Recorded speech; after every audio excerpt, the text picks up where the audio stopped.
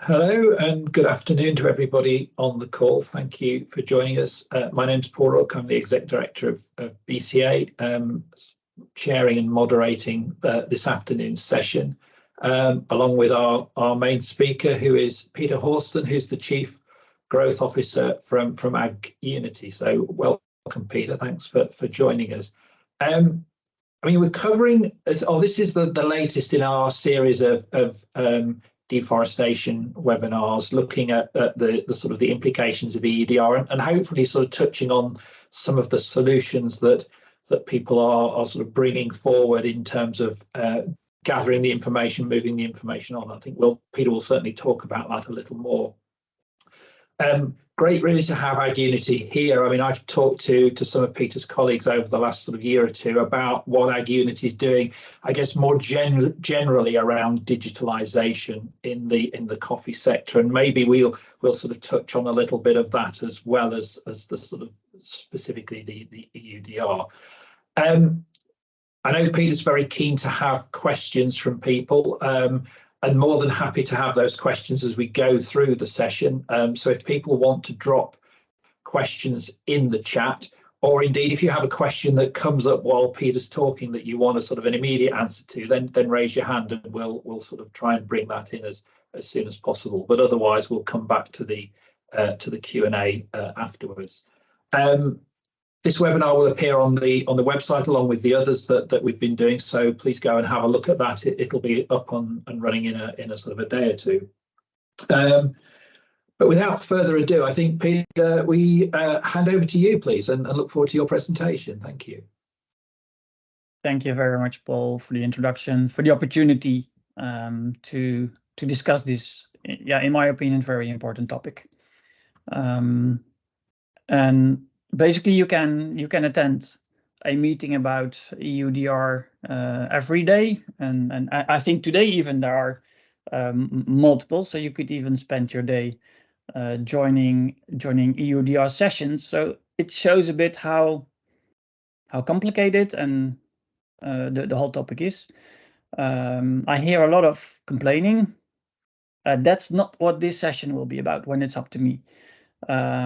Because partially I also see it as a big opportunity for something that we have already been discussing for a way longer time with each other. So today, basically, I would like to discuss how we can support the cooperatives, but maybe also local exporters, basically the people really collecting the coffee, and provide them with digital tools, a path to sustainable value chains. And among others, that will help them be compliant with EUDR. But as we will see, there might be more benefits than just being compliant with EUDR, because in my opinion, that would be a too limited goal to aim for. Before we jump in, maybe a few words about myself and about AgUnity. So I'm Peter, I'm a Dutch guy living in Poland. It's quite cold here right now, so if you hear me shaking, then it's because it's -5, and I went to my study where it's not so warm. With AgUnity for about 2 years. Before I've been working in my own software development company. I've been working as a consultant and a coach to business owners. I've been working with Fairtrade for several years, developing software for them. And like I said, 2 years ago, I joined AgUnity. AgUnity started 7 years ago, basically with the idea that through digitization, it should be possible to lift smallholder farmers from poverty. That has resulted in a mobile application. In the beginning, we were also providing mobile devices. And we really gained a lot of on-the-ground knowledge by implementing those solutions. After 5 years, we had to conclude that to really make a big, to enable a big shift in this market, we had to basically cooperate with the cooperatives. Just digitizing smallholder farmers was not sufficient to really get the value chain digitized. And therefore, we have started working together with cooperatives, and we developed, on top of the solutions we already had, a management system for them, which means quite a major shift, because all of a sudden we found out that that's also the way potentially to support them with being compliant with EUDR. Just a quick summary for the people who might not be fully up to speed with the EU Deforestation Regulation. Through transparency, the EU wants to be sure that we have sustainable and responsible sourcing through our supply chains. So basically, there should not be any product being sold to the European Union market which might be related to deforestation. Basically, I think that's a good aim. The question is, how do we implement it, and how do we prevent that this also has bad side effects? Starting with large companies, but later on also smaller companies, they will be and they will have to be able to show that they have been tracking and tracing where their products are coming from, and that they are 100% sure that they are not from deforestation areas. And then we are talking about commodities like, apart from coffee, also cocoa, palm oil, rubber, soil, wood, even cattle. But today we focus on coffee, of course. And when it's up to the EU, this should be quite simple for smallholder farmers. 2 weeks ago, they published a brochure, and this image is coming from this brochure. Because when it's up to the EU, for the smallholder, it means that they should not use land that was deforested after 2020. If you are in coffee, growing a plant takes 3 to 4 years. So basically, I have a question to the EU that I will also show later. What does that mean? And they only have to gather a location, GPS location with a mobile device, and then they are done. It sounds really simple and easy. Apart from the fact that the majority of smallholder farmers doesn't have a mobile phone, and will not be able to communicate with the buyers, because basically they are not selling themselves to the buyer. So although it sounds quite simple, we need a little bit more to get this working. Because if a plant takes 3 to 4 years, if you planted it in 2021, after 20, so even if it would be deforested area, the earliest the coffee would be there in 2024 or 2025. It will be in the market 2025, 2026. So basically, the upcoming years, we are quite safe in coffee, I would say. But maybe this is a too big shortcut. The EU also provides quite serious promises to the smallholder farmers, and and I really hope we will be able to deliver on them. But to be honest, at the moment, I see more risks than opportunities for the smallholders, because a lot of buyers and traders are rather afraid. I have the feeling, afraid for the penalties that are potentially being handed out to them. 4% of your revenue in the EU market can be quite big if you are a big coffee brand. And this is already resulting in coffee labels and buyers claiming that they will stop buying from smallholder coffee value chains because they don't believe they will be able to show the origin of the coffee. And why that is might be potentially quite hard, we will show in I will show in a few slides. But this is really bad news, because if big buyers stop buying from smallholder farmers, what is that going to mean? When I was in Ethiopia a few weeks back, The farmers even said, but then we will just sell somewhere else. But that's not so easy. The European Union is buying roughly 40%, for example, of the coffee in Africa. You do not find buyers for 40% of your business just like that. And for sure, you will not find it without the risk that the price will drop. But then, of course, you can still say, okay, then maybe the local consumption can cover up for that. But then you will lose foreign currency, which these countries really need to buy a lot of other things. So a lot can happen, which is not very favorable if this would happen. And I really want to prevent this scenario because, first of all, because I also think it's not needed. But at the same time, the concerns are valid. Like I said, I was a few weeks ago in Ethiopia, and we were witness of a recertification. I will not say which label because that's not so relevant. And the farmers were proudly showing their records. I'm in IT, so when I think in terms of records, I think in terms of digital records. But they really meant boxes of paper records, which they proudly were showing, and I took that picture.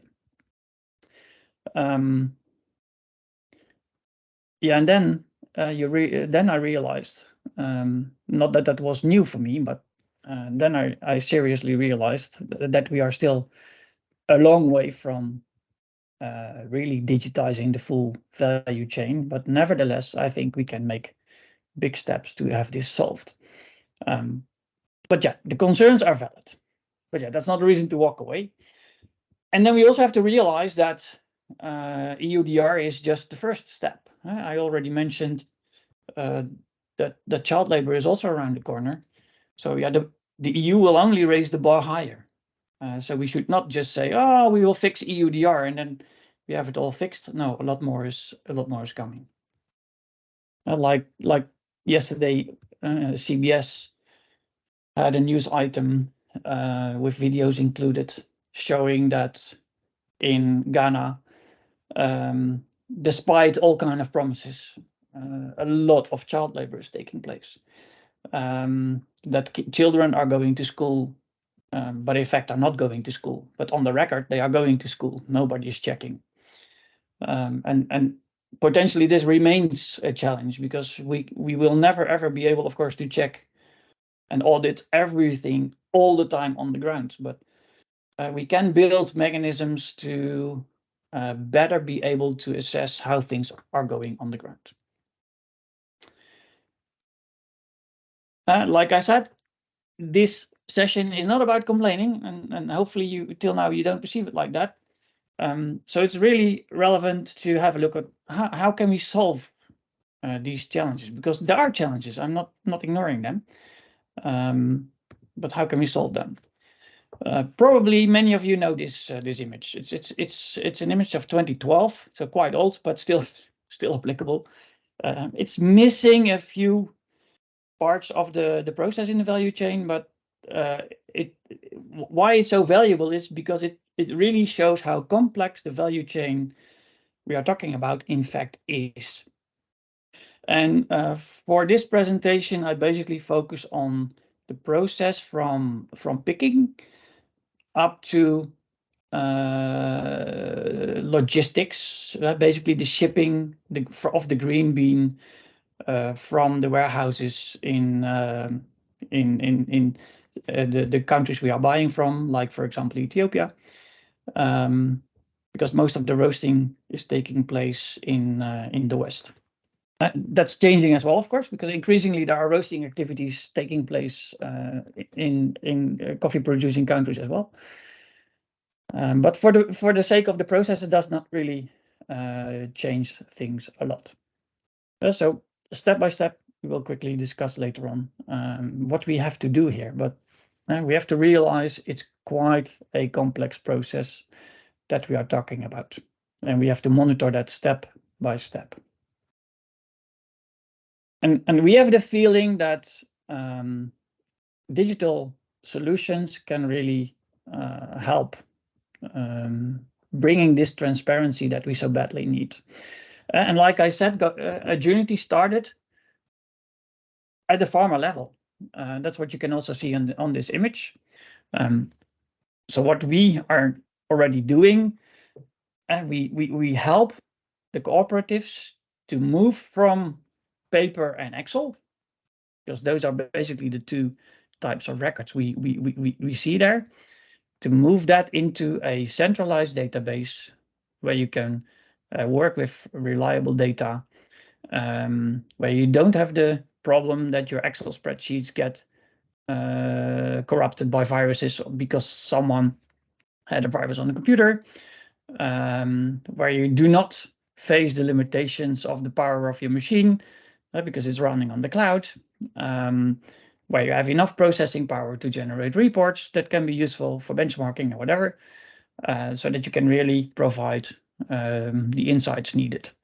In the end, that should help with traceability and transparency, because you can collect as much data in such a database as needed. And once that is in place, you can do a lot of other things as well. So what we have is, you could say, we have a data farm on the cloud. That's a big database where we store all the information. And on top of that, we have a few applications available. Most relevant for this discussion are the co-op manager, really a member management platform, but also later on a platform where they should be able to manage their stock, order management. It's a mini CRM. In fact, you could say it's a mini ERP, enterprise resource platform. To communicate with the field, we have field apps, and opposite to where we started, we are for now not demanding that the farmers have those apps, because it will be too hard to hand out mobile phones to all the farmers worldwide. So basically, we will work with field agents who can gather the GPS data that we need, but also who can gather whatever data you would like to gather from the farmer. Because depending on what kind of improvement programs you would like to do, it might be useful to know how often farmers have been pruning or stamping a plant, what kind of fertilizer they have been using, how they are treating their soil, if they have been testing their soil, what were the values, etc., etc., etc.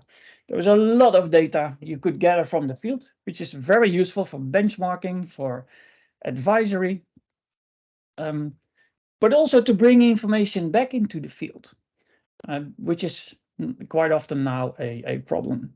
So our field apps can start through field agents, extension managers, agronomists, whoever can represent the cooperative. Later on, or when farmers already have a phone, also the farmers can be involved to be reporting all kind of relevant information and to be receiving all kind of relevant information. We also have CropsList. That's a marketplace and inventory management solution. So especially the inventory management part might be relevant here in relationship with the co-op manager, to track where the coffee is going from the gate up to the client. And then we have Tracingly. That's a platform which is collecting all our data, but also data provided by others, by logistics companies, whatever, to really support the coffee buyers and the coffee producers to be able to show their EUDR and other European legislation reporting demands. So basically there they can host all their data coming from different sources and generate the reports needed for compliance. What is very important when it's up to us is that it's clear that farmer and co-op are the owner of the data. So we are not the owner of the data. partners working with us are not the owner of the data, which makes the cooperatives, in our opinion, really independent from the buyers. I expect that we will see in the upcoming months quite a few systems coming from traders or coffee buyers, coffee producers, where they are going to gather their data for the sake of compliance. But that will not give too much to the farmers and the cooperative.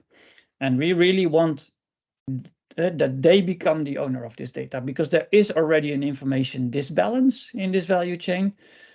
By making the cooperatives owner of the data, we are aiming to bring the balance back. But of course, they will be able to exchange the data that needed for the compliance with the buyers. This is just these are just 2 screenshots. Okay, what does that then look like? So it's really a management system where you can see your cooperatives in case you are a group of cooperatives, or when you are a union. We are also talking with NGOs who will basically implement this for their cooperatives. So then we don't have to do this ourselves, which is really useful, because then we will be able to scale way faster. And then they also want to see what their cooperatives are doing, because as an NGO, they also have an obligation to report certain impact data, and the information that we are storing in our system can be used for that reason. So for the cooperative or the union in that case, and also the NGO with reporting on their needs.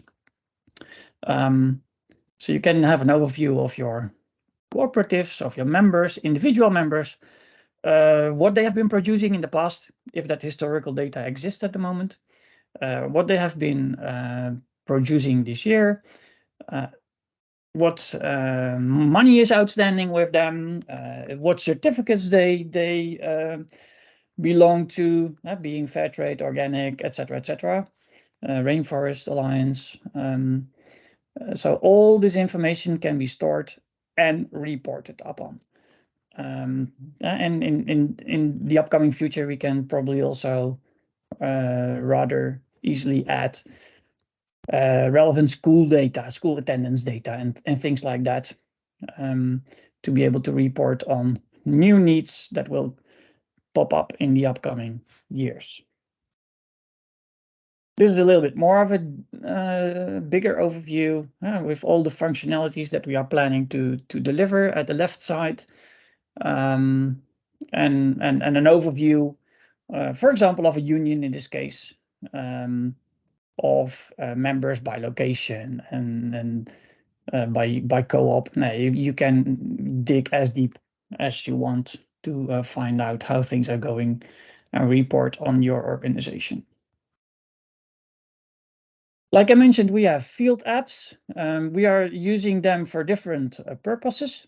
As you can see, we have made them rather easy to use, because we are dealing with an audience here who might have issues reading, for sure might have issues in English. So we will localize our applications. Also, by the way, the co-op manager we will localize depending on the country where we are in. And for the farmers, but maybe also field agents, the basic functionality should be rather easy to get. One of the important functionalities we have here is, for example, the handover of produce. Because when a farmer is going to hand over their produce, we need to verify for sure under EUDR what the location of this coffee is. The EU claims that we do not have to collect the ID of the farmer, but I think that the co-op anyway will do that. So when the farmers bring their coffee, we have to ID them And preferably, we do that with a digital handshake.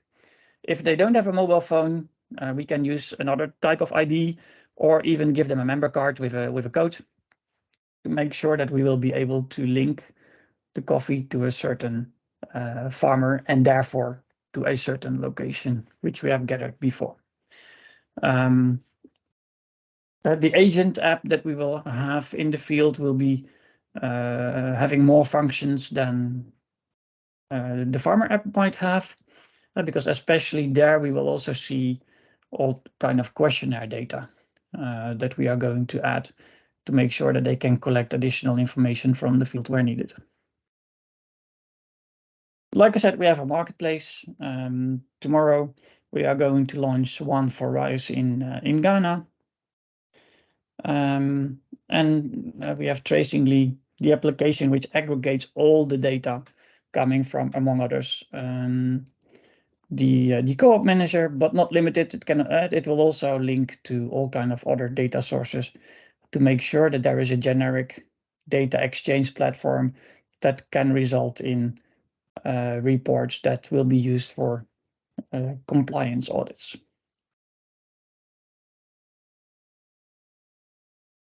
How to get something like this implemented? Because, like I said, the challenge is quite huge.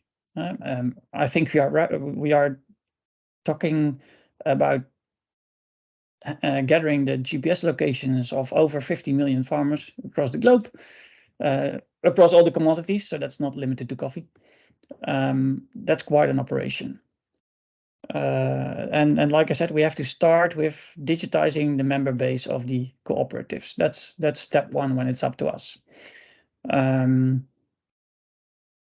sounds maybe easier than it is, because this means a lot of data cleaning, because you really want to have right data in the system. And that really that's what we are seeing now in the projects that we are implementing. That means quite some data cleaning. We are uploading multiple different types of Excel spreadsheets, because one is for the certificates, the other is for the historical data.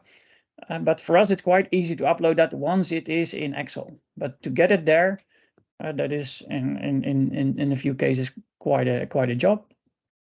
But it's doable. It takes time, but it's doable, and it has to be done, because otherwise we will not get there.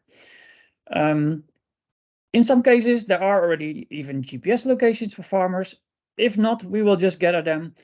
One person in the field can in no time link GPS locations to farmer data once we have the farmer data in the system. For smallholder farmers up to a land size of 4 hectares, 1 GPS dot is enough. So we don't need polygon data. And the majority of smallholder farmers will not have more than 4, basically a lot less. So that shouldn't be really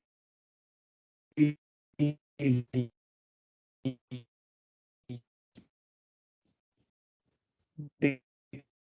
It just needs to be done, and it's work. Getting a lot of additional information and data with the co-ops, with the farmers, from the co-ops, from the farmers, and then we really have a digitized value chain. It might be important to map the real value chain flow, because although that graph in coffee that I showed might seem similar, in many cases, a certain co-op or a certain union might have a bit of a different flow, might have multiple warehouses that will have to be mapped. And why is that so important? Basically, we will have to scan and trace the bags of coffee at every switch, at every change. Just imagine, a farmer comes to the washing station, brings the coffee. So we have to verify there whether or not this farmer is compliant. If he is in a risk area, then we cannot accept this coffee. After the washing, while it's being washed, the coffee already gets mixed. So from that moment onwards, we have to communicate all the potential farm locations that have been adding berries to that lot of coffee. And that will be the same after drying, that will be the same after packing it into bags, that will be the same after mixing it maybe later on in some processing factory or a milling factory. Once bags get mixed, all the originating GPS locations will have to be combined into the new batch of coffee. And just see it as some kind of a pyramid, where in the end we have maybe one container of coffee, which is coming from hundreds of farmers, maybe thousands of farmers, potential GPS locations. But I cannot be sure that their coffee is there, but I have to report that their coffee might be there. And all these farmers have to be compliant, because otherwise the whole coffee batch will be not compliant for the European Union. And so what we will basically do in our application, we will map it with deforestation risk maps that will become available. I used now for this image, I used one from Global Forest Watch, but we have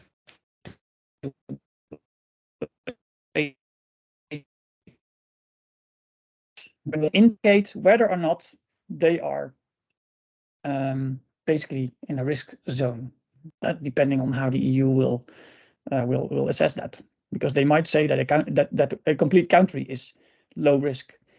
They might also say that a complete country is high risk, or they could say that a certain region is high risk, but the rest of the country standard or low risk.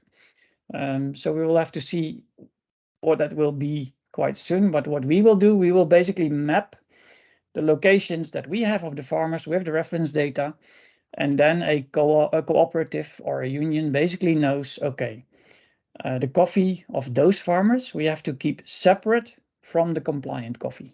So the non-compliant coffee you will have to separate from the compliant coffee, and that has to be across the whole process. I've had a lot of questions about this when I was talking with farmers and cooperatives, but they have to be aware that they really have to keep this separated. So we have to tag every bag, because with every bag we have to show what GPS locations are linked to that bag. So now you can see bags lying like this in the warehouses in Ethiopia.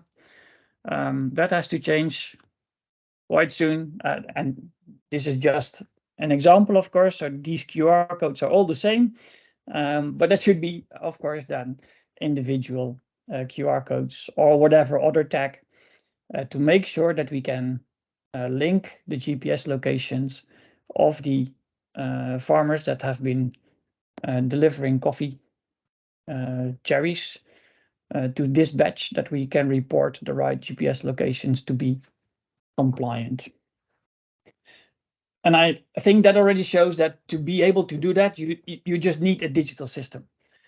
Just a farmer, like the EU says, just a farmer having their GPS location is not enough. We need to store that in a system, and that information needs to follow the process, because otherwise we cannot report to the final buyer what are the originating GPS locations.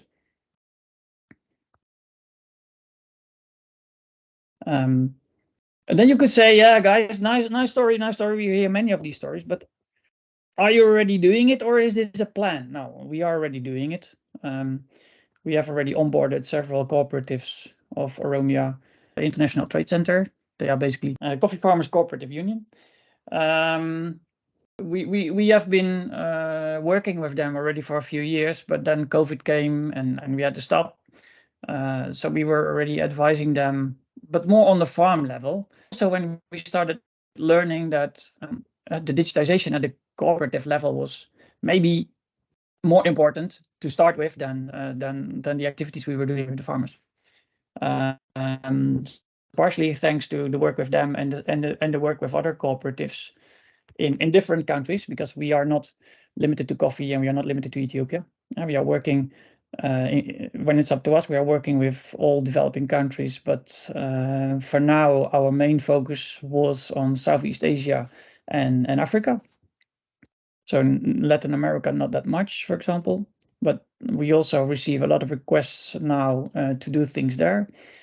Yeah, and OCFCU is really happy with what we are doing for them, how we are helping them to structure the data, to clean their data, and especially to aggregate their data, because thanks to that, they start really getting an overview on their organization that they didn't have before. And the side effect is that we should have them compliant with EUDR. But for example, as well, for recertification, increasingly there is a demand to have things digitized. And that's especially regarding organic becoming a hot item. So we are discussing with more cooperatives to have them onboarded, at least for a certain set of the data as soon as possible, because they need it for recertification. So it's not limited to EUDR. Once they are digital, they can use it for a lot more things. So it's really great to hear that people who are really in the field are happy with what we are doing. And like I said, this is not just about compliance.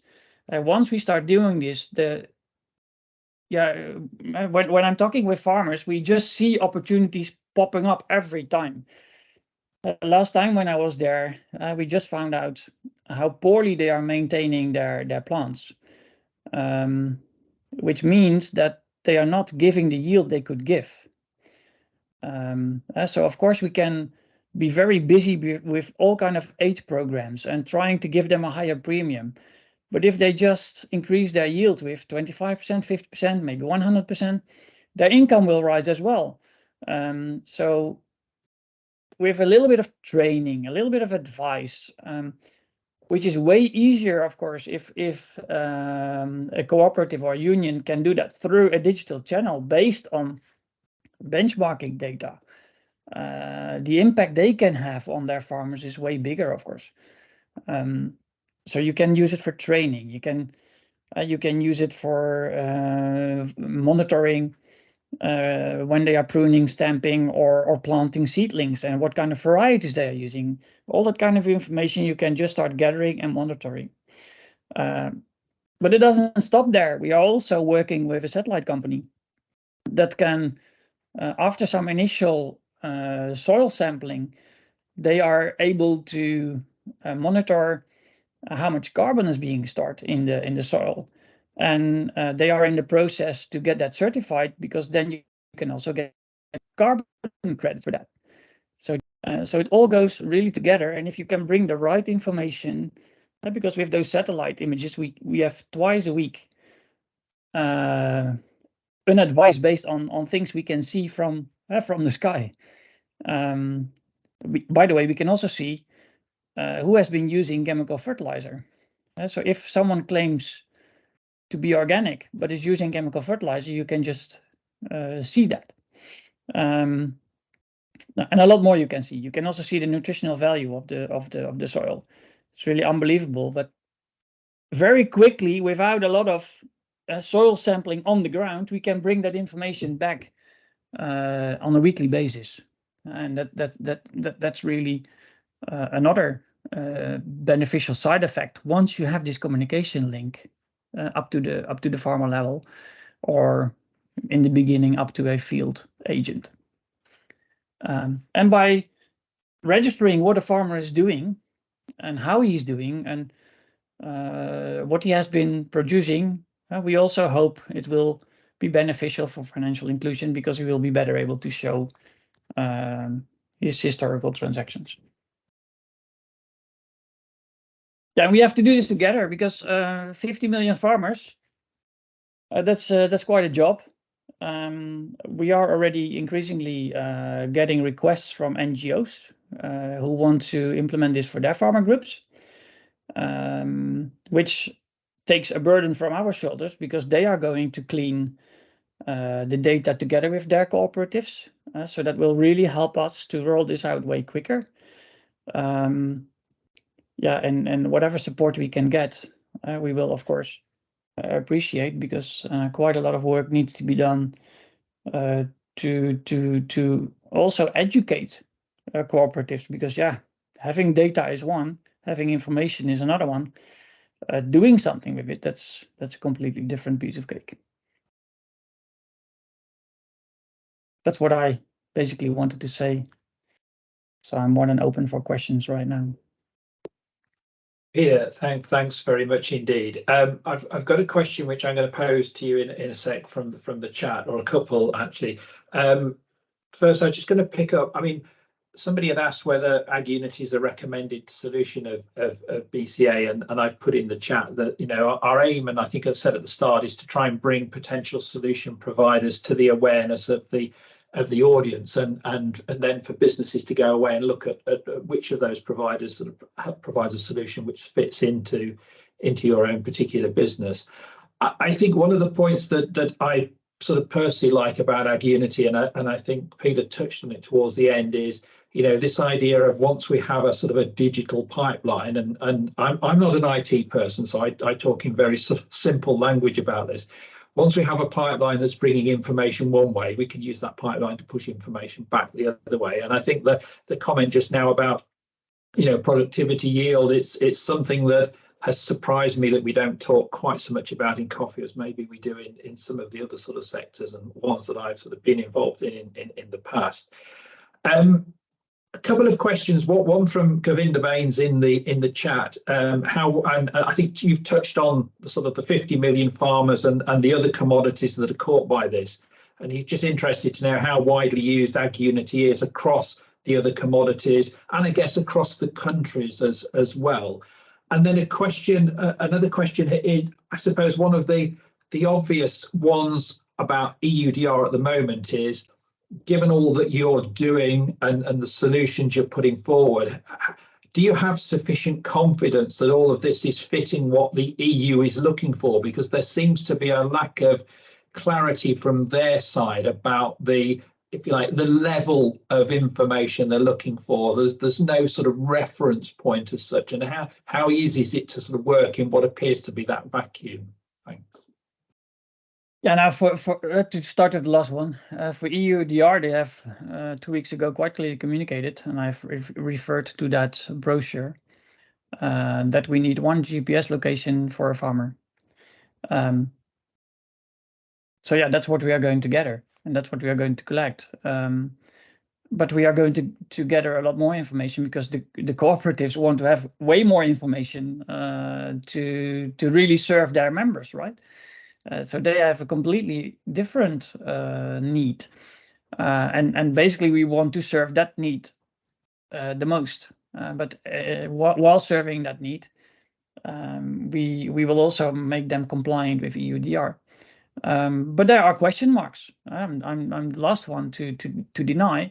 That's one of the reasons that we also make it a cloud-based solution, because as soon as things are more clear, we will be able to adjust.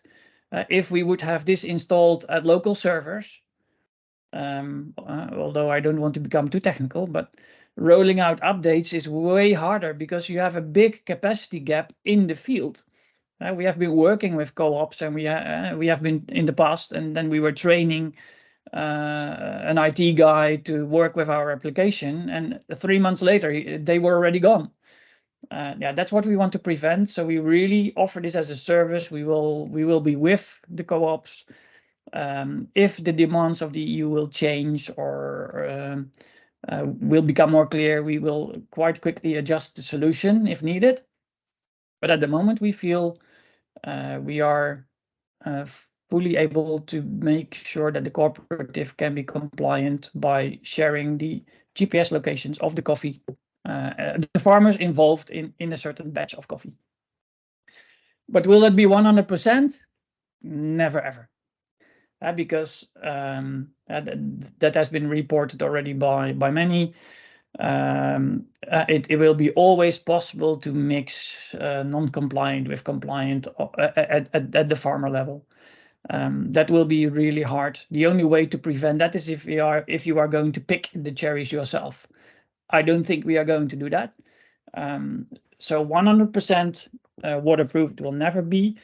But what we will do with things like AI, simple math, if a farmer who is always bringing 400 kilos of coffee all of a sudden brings 2,000 kilos of coffee, you know something is off. Thanks to the fact that we are registering at the gate, this information is instantly available for the people at the washing station, for example. So we will be able to monitor anomalies way better than it is today, but that will be not. It will never be fully 100% secure, because that's just impossible. That would be also way too costly, probably not even doable. You also mentioned other commodities and countries. I think I've touched upon that we are active in Africa and Southeast Asia. We are working with vanilla, cocoa, coffee, rice, but we are not really limited, because every commodity has its flow, its process flow. And we will just basically program that for the applicable flow in that commodity. So we feel that we can do most of the commodities, but today we were especially discussing coffee, of course. But even in coffee, if you are washing or drying, the process is already slightly different. So we will have to map it's slightly different. So we are open to that.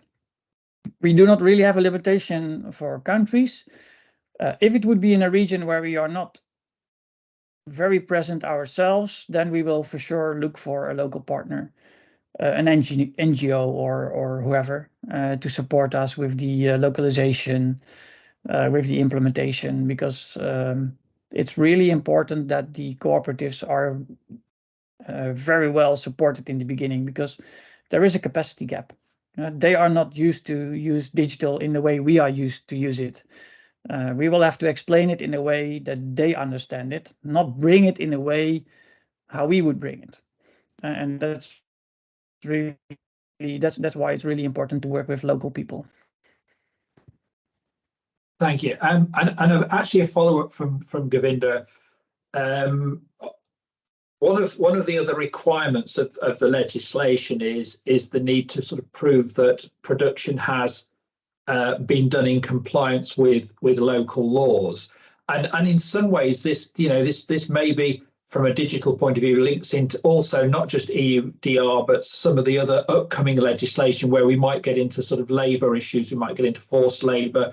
So you've got corporate due diligence and sustainability. So there's a suite of legislation where a lot of this information is being required across the board. So can you just sort of pass a comment on whether you have any plans or whether your system will already capture that sort of or that part of the requirement on the legislation? Basically, with every cooperative or union, we have a look at, okay, what programs do you have to comply with? Certificates, local legislation. What data do you need for that to report that? What reporting formats do you need to report that? And basically, we will then implement them, because they will be applicable to all the cooperatives in that country, or maybe that region. And probably also for the upcoming CSDD, triple D.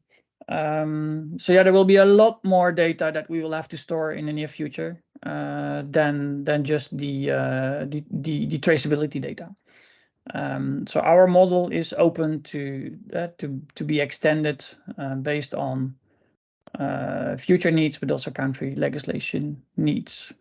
But that will be custom work per country, because yeah, there is no one single set of rules.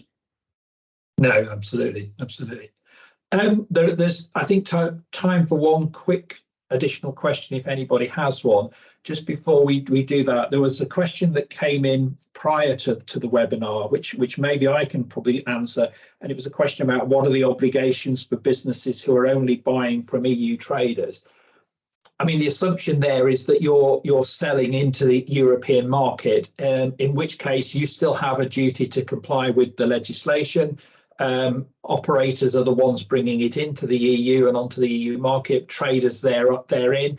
Obviously, you will be reliant on your supplier to provide you with their own due diligence statement, but that will help to form your own statement, which you will also have to produce and put into the system. So although you're not the first buyer or the person who's bringing it, clearing it into the EU market, the obligations are still the same.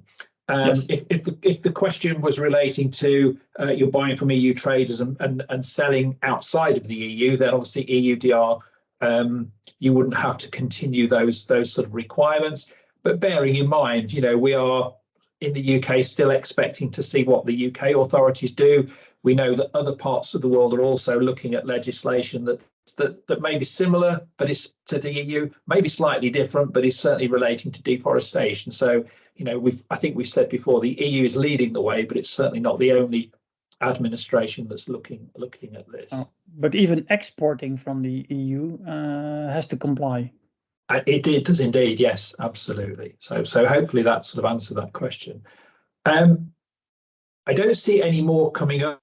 We've probably only got a couple of minutes before we're due to sort of finish. So on your behalf, can I sort of pass on thanks, Peter, to you for a great sort of presentation. And I think, once again, just reflecting on the fact that, we are all very focused on EUDR, but I think what Peter's hopefully drawn out in the presentation is that, this is linking into a sort of a much broader area going forward, whether you're looking at it from a digital point of view, whether you're looking at it from the need to capture information from a regulatory point of view.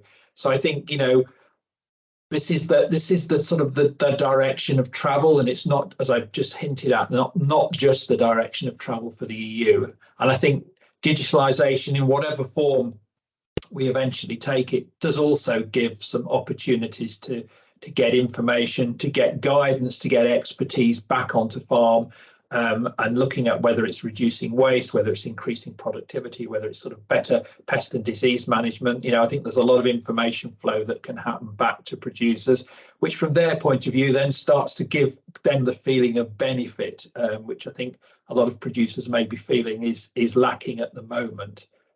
Certainly listening to some that I've heard in the last few days. So with that, again, many thanks to Peter. I think Peter mentioned earlier on Tracingly as part of the AgUnity sort of package. I've been talking to one of his colleagues. There's some pilots going on at the moment, and we're hoping to run another webinar once those pilots are finished. That will certainly be into 2024 and maybe towards the middle of 2024. So we'll advise you again then. From a wider perspective, BCA has a number of webinars that will be coming up in 2024. I think we've got a fairly packed calendar already. We're also looking to put in some others that are purely sustainability. So we'll be advertising those through the membership and more widely on social media in due course. But this is the last one for 2023. So we've got a fairly seasonal sort of question mark there. So I'll add my sort of seasonal greetings to you all from a BCA point of view. Hope you've enjoyed this one. Any questions that come up afterwards, feel free to sort of put them through to us, and we can sort of answer them. But other than that, thank you all for your attendance, and thank you if you've joined a number of the ones in the past. And we look forward to seeing you at the next webinar. Good afternoon. And Paul, thanks a lot for organizing.